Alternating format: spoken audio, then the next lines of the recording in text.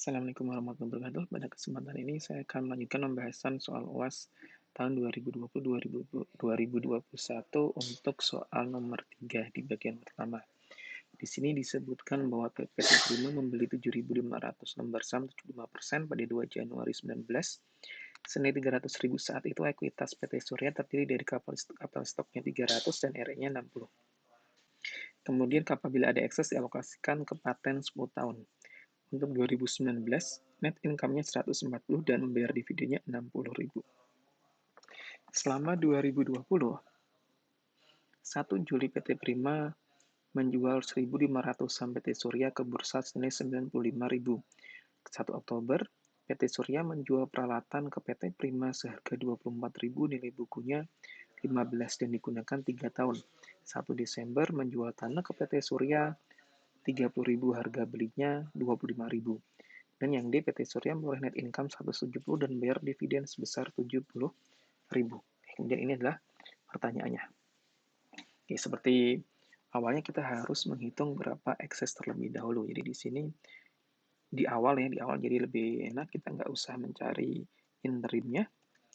Consideration transfernya 300.000, kemudian tidak diketahui nilai fair value NCA-nya, kita pakai implied value-nya 300.000 dibagi dengan 0,75.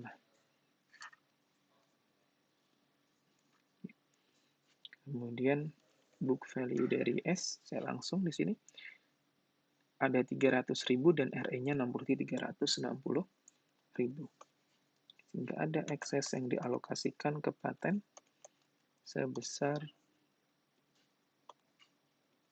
40.000.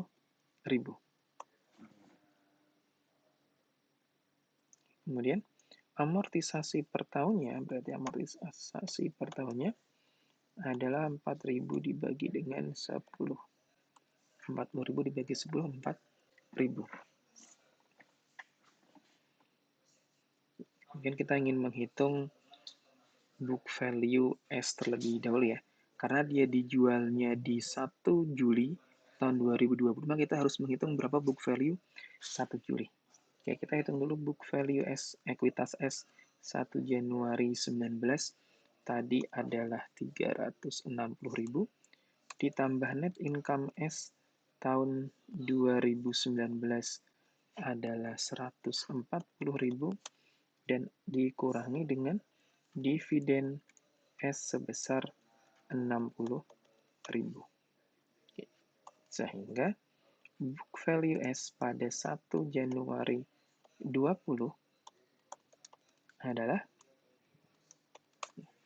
440.000. Kemudian di sini kita harus mencari book value pada 1 Juli. Yang kita perlu perhatikan adalah bahwa terdapat, saya langsung di sebelah mana ya? Sebelah sini ya. Di 1 Oktober ada transaksi, saya langsung menulis saja. Di sini transaksi 1 Oktober PT Surya menjual peralatan ke PT Prima, berarti ada upstream ya, ada upstream equipment pada 1 Oktober tahun 2020. Di mana harga jualnya adalah 24.000 dan ada book value-nya sebesar 15.000. Ini saya pindahkan. Sehingga ada gain sebesar 9.000 atau depresiasi per tahunnya bagi 3 tahun ya. Di sini masa manfaatnya 3 tahun. Atau depresiasi tahun 2020 berarti dari Oktober sampai dengan Desember, 3 bulan. 3/12 dikalikan 3.750. Kemudian juga ada downstream 1 Desember menjual tanah ke Surya downstream land pada 1 Desember 2020, di mana harga jualnya adalah 30.000 dan cost-nya adalah 25.000, sehingga ada gain sebesar 5.000. Gainnya 5.000. Sekarang kita cek di sini bahwa yang akan mempengaruhi net income-nya S itu adalah yang upstream, yaitu yang equipment di sini. Kenapa? Karena gain di sini nanti akan masuk ke dalam net income-nya S di 2020. Sedangkan kalau yang downstream, gain-nya ada di P. Yang kita perhitungkan berarti nanti yang upstream untuk menghitung net income dari 1 Januari sampai dengan 1 Juli atau dari Januari sampai dengan Juni, 6 bulan. Maka di sini, karena kita harus menghitung berapa book value S pada 1 Juli 2020, ya di sini kita harus menghitung, saya kasih tanda tanya di sini, kan kita perlu adanya net income dari 1 Januari, dari Januari sampai dengan Juni. Oke, ini berapa? Kita sebenarnya kita tidak bisa menggunakan langsung 6/12 dikalikan dengan net income-nya di sini adalah sebesar 170.000. Kenapa? Karena tadi ada gain, maka kita harus bagi menjadi dua. Itu saya di sini saya akan membagi dua. Bagian net income, saya langsung tulis net income lagi ya, bukan bagiannya. Net income dari Januari sampai Juni, ini bagian pertama ya, bagian pertama net income-nya. Kita harus menghilangkan gain-nya. Kenapa? Karena gain di sini ini nanti akan masuk ke bagian Juli sampai dengan Desember. Maka di sini kita akan menghitungnya adalah 6 dibagi 12 dikalikannya net income-nya tadi kan 170.000, kita kurangkan dengan gain-nya 9.000. Ketemu 80.500. Artinya sebenarnya net income tanpa gain, ya tanpa gain, itu kan sebenarnya dari 170.000 net income-nya dikurangkan dengan 9.000. 9.000-nya itu nanti untuk bagian Juli sampai Desember. Jadi kalau 161 di sini kita bagi dengan 2 langsung, ketemunya kan 80.500. Oke, kemudian kalau net income dari Juli sampai dengan Desember di sini, berarti bagian yang kedua kan 80.500 ditambah dengan gain-nya 89.500. Kalau kita jumlah duanya harus 170.000 kan. Sama kalau kita jumlah 170.000, sehingga setelah kita bisa menghitung net income Januari Juni, kita akan bisa menghitung book value S pada 1 Januari tahun 20 adalah 440 ditambah net income Januari sampai Juni adalah 80.500. Kita lihat dividennya. Dividennya 1 Desember, berarti dividennya tidak akan mempengaruhi ekuitas book value S pada 1 Juli tahun 20 adalah sebesar ini.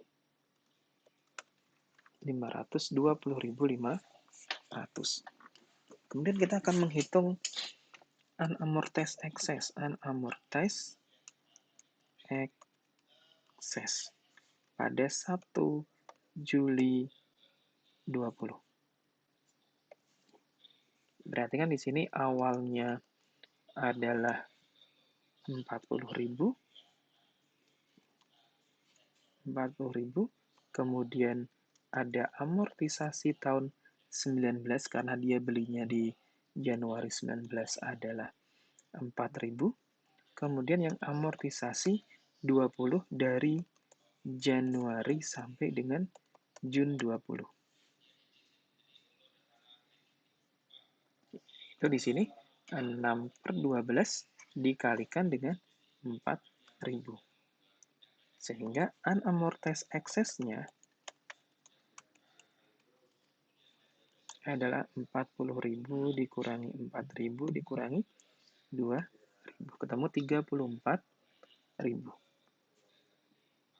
Jadi di sini kita digunakan untuk menghitung berapa carrying value-nya.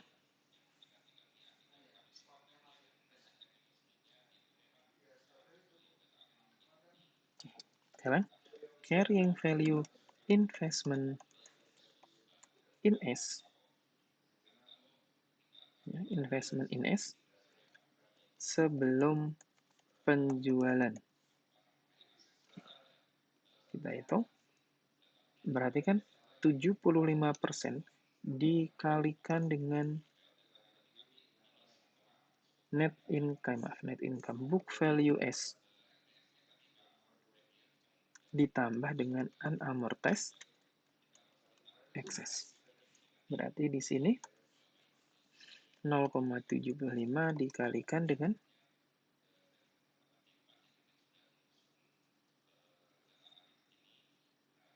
ini, book value-nya sudah diketahui, ditambah dengan 34.000. 415.875. Kemudian carrying value investment in S setelah penjualan.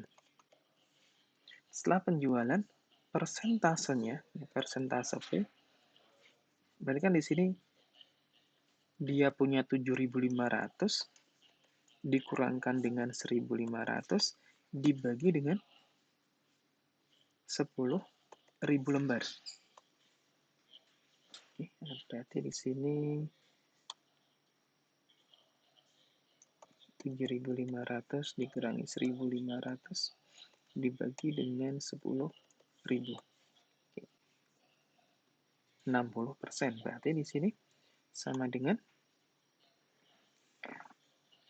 0,6 dikalikan dengan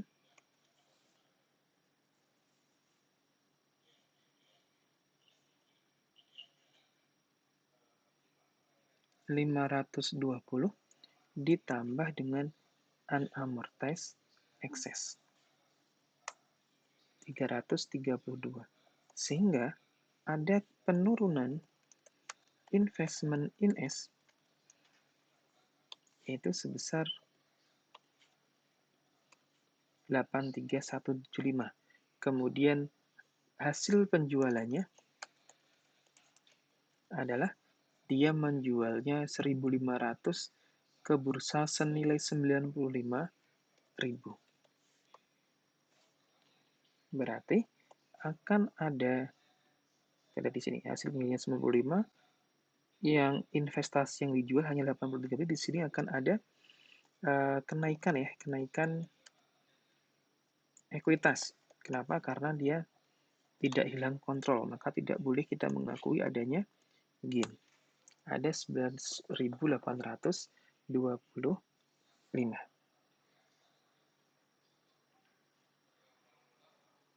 Oke. Kita bisa menghitung, sekarang kita coba ya. Pertanyaan yang nomor 1. Nomor 1. Paten dalam laporan keuangan konsolidasi 2020. Berarti di akhir 20, nilai patennya, paten awal tadi kan 40.000, kemudian dikurangi dengan amortisasi yang 19, 4.000 dikurangi dengan yang amortisasi 20 juga 4.000, sehingga di 2020 ya 2020 akhir 2020 nilai paten yang ada di laporan konsolidasi masih 32.000. Kemudian nomor 2, besarnya pendapatan investasi saham di PT Surya tahun 2019 dan 2020.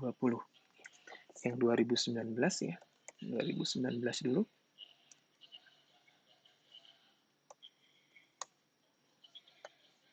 maka income from S-nya adalah 75% dikalikan dengan net income S dikurangi amortisasi paten, yaitu 0,75 dikalikan dengan net income-nya adalah tahun 2019 140.000 dikurangkan dengan 4.000. Ketemu 102. Yang 2020, bagaimana? Kayak 2020, saya akan kembali lagi ke sini. Tadi diketahui net income Januari 80.500, net income Juli Desember 89.500. Sehingga di sini saya akan menghitung income from S mulai Januari sampai dengan Juni. Belum ada intercompany transaction, berarti nanti 75% dikalikan net income S Januari sampai dengan Juni dikurangi dengan amortisasi paten setengah tahun juga, Januari sampai Juni. Jadi di sini sama dengan 0,75 dikalikan net income Januari Julinya tadi adalah 8.500 dikuranginya 2.000 di sini. 4.000 kan 1 tahun, berarti kalau setengah tahun dia 2.000.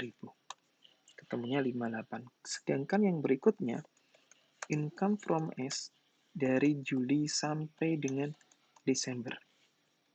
Tadi persentasenya berubah menjadi 60%, berarti 60% dikalikan dengan net income S-nya dari Juli Desember dikurangi dengan amortisasi Juli Desember dikurangi yang upstream adalah gain dikurangi dengan gain equipment ditambah dengan piecemeal recognition-nya yang tahun 2020. Saya langsung singkat di sini piecemeal-nya ya. Piecemeal-nya kurung tutup, jangan lupa ini kurung bukanya lupa di depan, kemudian baru dikurangkan dengan yang unrealized gain downstream. Land yang downstream. Di sini ya. 0,6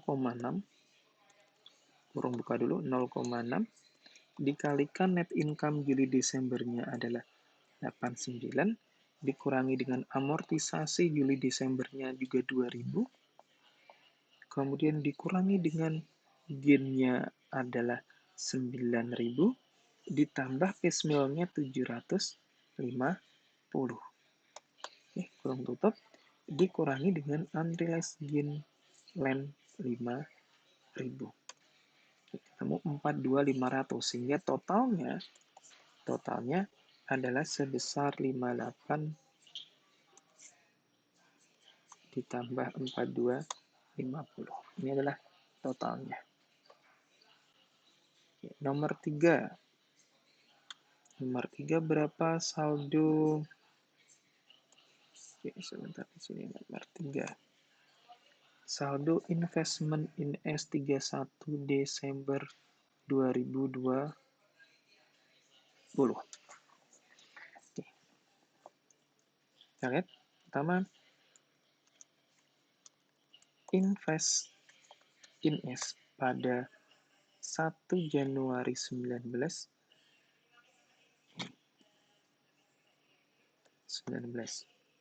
yaitu sebesar 300.000. Kemudian ditambah dengan income from S. Income from S-nya yaitu sebesar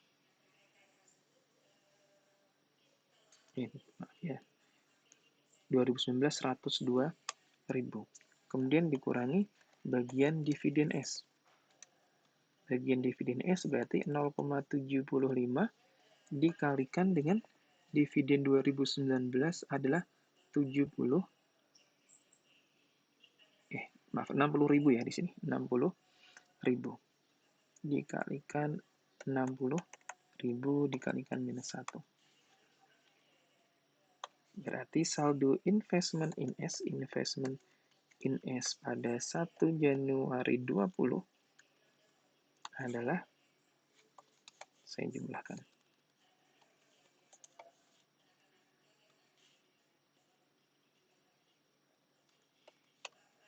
357.000. Kemudian kalau kita ditanya berapa, ini yang tadi ya, untuk menjawab yang bagian pertama, kemudian kita tambahkan lagi income from S tahun 2020, tadi sudah kita hitung 101, kemudian dikurangkan dengan bagian dividen 2020.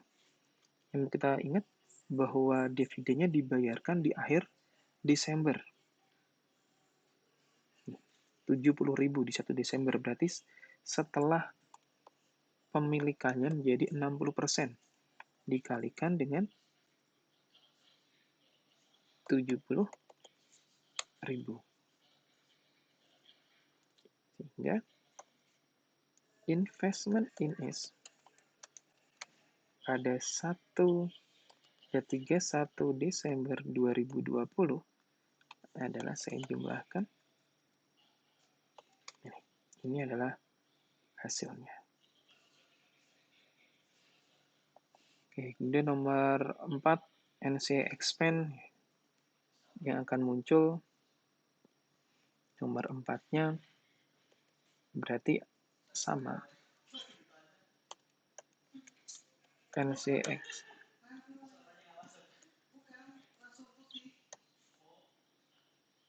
expand Januari sampai Juni, berarti kan 25% dikalikan net income S Januari Juni dikurangi dengan amortisasi paten Januari Juni. Berarti sama dengan 0,25 dikalikan net income S. Ya, net income S-nya adalah Januari sini 8.500 dikurangi dengan 2.000. Kemudian yang NCA expand Desember berarti kan 40%. Dikalikan net income S dikurangi net income S Jul Desember dikurangi amortisasi Jul Desember dikurangi gain equipment ditambah dengan piecemeal recognition. Berarti di sini 0,4 dikalikan net income-nya 8.900 dikurangkan dengan 2.000 amortisasi dikurangkan gain-nya 9.000 ditambah dengan 750. Oke, sehingga kalau kita jumlah totalnya adalah ini. Oke. 51.325. Jurnal penjualannya. Oke, jurnal penjualannya tadi di sini ya. Berarti akan ada cash, ada investment in S, di mana cash-nya nerimanya adalah 95.000, investment yang berkurang adalah 83, berarti di sini akan ada APIK atau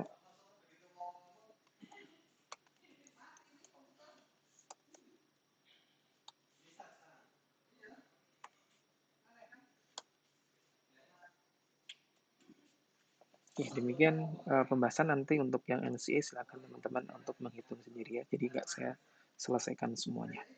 Terima kasih dan wassalamualaikum warahmatullahi wabarakatuh.